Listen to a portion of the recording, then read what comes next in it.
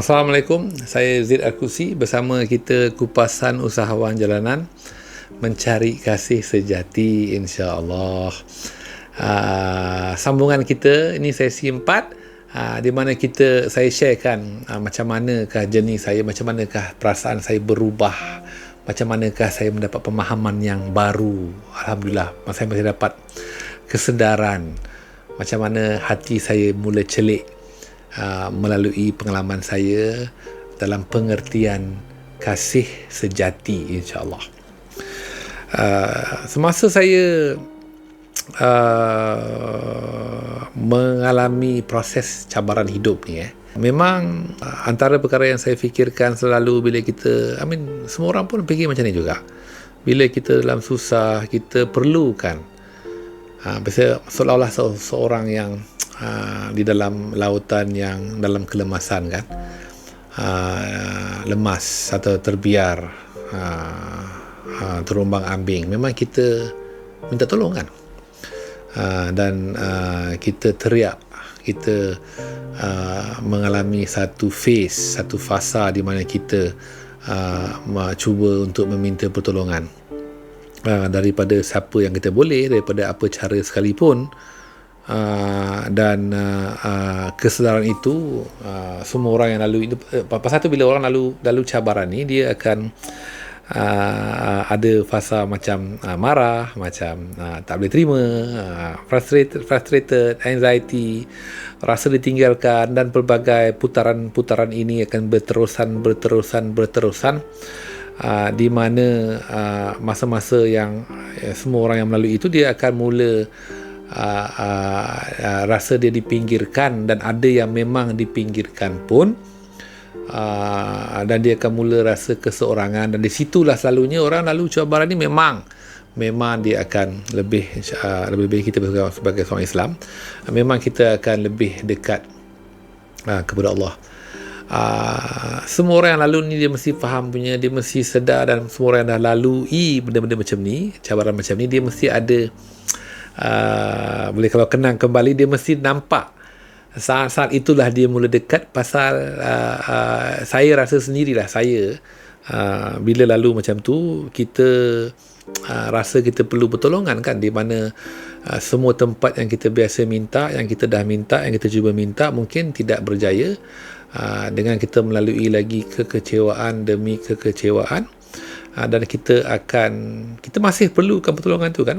Semua orang yang lalui susah ni kan, jadi dia akan secara normal dia mula berganjak kepada minta kepada Allah. Saya bukan katakan macam tu bagi saya lah kan, kadang-kadang dia berbeza, tapi dia akan lebih perhebatkan lagi pasal dia betul-betul rasa dia memerlukan pertolongan. Di sini memanglah di situlah pengalaman saya bila saya mengalami cabaran hidup, di mana kasih sayang keluarga saya ini guide saya, membawa saya kepada untuk lebih mendekati dengan agama, mendekati dengan pemahaman sedikit, dan biasalah kita bila susah kan, bila kita susah kita pun akan lebih banyak pergi masjid, kita pun akan lebih banyak mendengar-dengar kepada kelas-kelas agama dan sebagainya, kerana di situ dia memberikan kita, dia dapat mengisikan kekosongan yang ada di hati kita. Seolah-olah seorang yang melalui cabaran hidup ini, dia keluarkan semua dunia tu daripada hati dia, pasal bukan dia keluarkan, bukan dia sendiri keluarkan, pasal benda tu terkeluar sendirinya, pasal dia punya kehampaan kepada apa yang berlaku. Bila dia dah macam tu, dia akan secara selalunya automatik dia akan kosong, dan kosong itu hanya boleh diisi sedikit demi sedikit dengan ibadah. Di situlah kelebihan dia, ataupun di situlah advantage dia, ataupun di situlah sebenarnya baik dia bila kita melalui cabaran. Baik tetapi sakit, pedih tetapi bagus, perit tetapi sukar, amat sukar. Semua orang yang melalui boleh faham like a bitter pill, maknanya dia macam kita melalui satu tempoh treatment yang sakit, tetapi perlu ada di mana kita mula menyedari. Di mana saya pun of course macam orang lain juga, kita pergi dan kita kadang-kadang, saya kadang-kadang kalau terfikir bila pergi, kadang-kadang pergi masjid ke apa, kita tengok masa saya tu kan, tengok orang lain, orang ni pun mungkin susah lah juga macam aku juga, contohlah kan, pasal kita ni memanglah kita pergi masjid bila kita susah kan, jadi tapi itu satu baik dia bila kita susah. Mudah-mudahan juga kepada semua yang mendengar ni dia dapat sedikit pemahaman atau sedikit rasa macam bukan semuanya teruk. Sekarang dunia teruk, tetapi kita punya ibadah kita punya dekat dengan Allah kita bagus. Jadi bukan semua teruk. Walaupun benda yang teruk yang kita nak jadi bagus tu belum jadi bagus lagi, tetapi yang teruk sekarang ni ada yang banyak lagi bagus, iaitu kita punya ibadah kan. Jadi bila saya melalui cabaran, of course macam orang lain pun kita pergi cubalah sedikit sebanyak, mulalah tingkatkan ibadah. Di situ baru saya merasakan dekat itu kan. Bila kita mula ibadah lagi, kita mula rasa lagi, kita mula dapat pengisian lagi, kita mula dapatkan ketenangan itu. Pasal baru kita tahu nilai ketenangan itu, baru kita faham di mana kita boleh dapat ketenangan itu. Dan masa itu berlaku, saya sendirilah mula merasakan bahawa imbas kembali tentang kehidupan saya masa muda. Kita tidaklah tingkatkan banyak dalam agama. Bagaimana saya boleh dikatakan serba kekurangan, sibuk dengan pelbagai dunia, tetapi di masa-masa susah tu masih dapat ketenangan ini, masih saya dapat ketenangan itu, masih saya dapat that ease, perasaan yang amat-amat saya perlukan itu. Semua orang yang melalui kesusahan tahu apa nilai dia malam tidur nyenyak atau malam yang tenang. Nilai dia amat-amat tinggi. Susah nak dapat, tapi masa susah baru you tahu, tapi you masih dapat, alhamdulillah. Jadi di situ saya mula ada kesedaran bahawa walaupun perbuatan ataupun walaupun tindak tanduk saya di masa muda serba kekurangan, tetapi saya masih lagi mendapatkan ketenangan itu.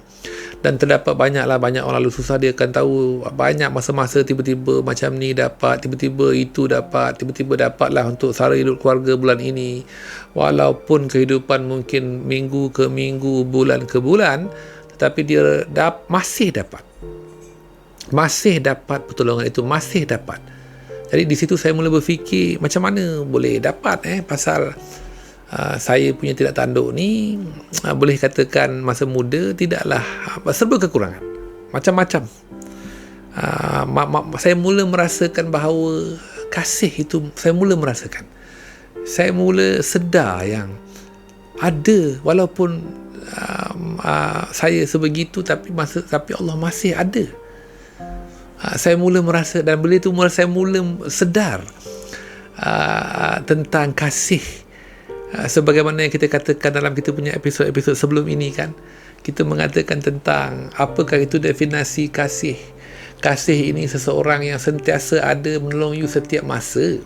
Tidak kira you di mana, tidak kira you berada di mana, tidak kira you ke atas ke bawah, tidak kira apa yang you buat, apa yang you telah buat. Tidak kira apa yang you kurang buat. Tidak kira lah, you sayang seseorang itu walaupun dia caci dan maki you masih sayang dia. Di mana saya mula merasakan walaupun sebegitu saya masih ada tempat itu.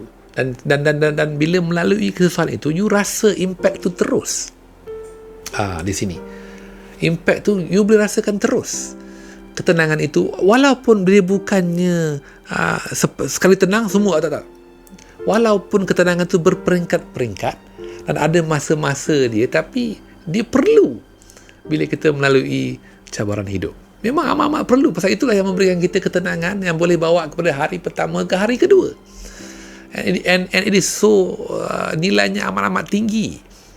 Dan bila saya merasakan sebegitu, barulah saya mula faham kasih yang betul-betul sejati itu, kasih yang betul-betul benar, betul-betul komplit, betul-betul tinggi, betul-betul hebat, di mana walaupun dah ditinggalkan dan dicampak sebegitu seolah-olah dia, tetapi masih ada, masih dikasihi. Itu perasaan saya. Itu perasaan saya. InsyaAllah mudah-mudahan betul, mudah-mudahan adalah perasaan ini, mudah-mudahan dan juga kepada semua yang dengar, mudah-mudahan kita semua mendapat kasih Allah. Tapi itu perasaan saya, itu that's how I felt, right? Bila kita lalu susah, itu yang saya rasakan. Saya mula rasakan pasal apa, walaupun apa yang telah tidak buat dulu, atau kurang buat dulu, atau buat dulu yang tak betul dulu dan sebagainya, tapi masih dapat. Dan perasaan itu ditingkatkan minggu demi minggu, bulan demi bulan, tahun demi tahun. Seolah-olah satu kita punya tank kasih, love punya tank ni dah berkurangan dengan apa yang kita sangkakan boleh isikan tank tu, tapi diisi dengan satu perkara, seisi dengan benda yang lebih kekal, lebih kuat, lebih kukuh. Di situlah dia punya benefit dia, ataupun dia punya mungkin keberkatan dia, ataupun dia punya hikmah dia bila kita melalui cabaran yang sebegini. Dan pasti semua orang merasakan sebegini, semua orang, pasal there's nothing special about me. Pasti semua orang yang melalui kesusahan, insyaAllah kalau dia akan meningkatkan ibadah, dia tak tingkatkan pun, dia akan automatik nak tingkatkan, pasal kita perlukan pertolongan dan kita akan merasakan dah habis dah tempat, padahal itulah tempat kita yang utama. Tetapi pengalaman dan cabaran membawa kita kepada this feeling, insyaAllah. Jadi kita dah habis nombor 4 session kupasan usahawan jalanan mencari kasih sejati. InsyaAllah next one is the final one, di mana saya nak sharekan macam mana kesemuanya, apakah impact-impact ini, yang ada lagi lainnya impact daripada pengisian ini, kasih yang sejati ini, bagaimana dia menukarkan pandangan saya dan menukarkan kehidupan saya, insyaAllah. Terima kasih. Saya Zaid Al-Qusi. Assalamualaikum warahmatullahi wabarakatuh.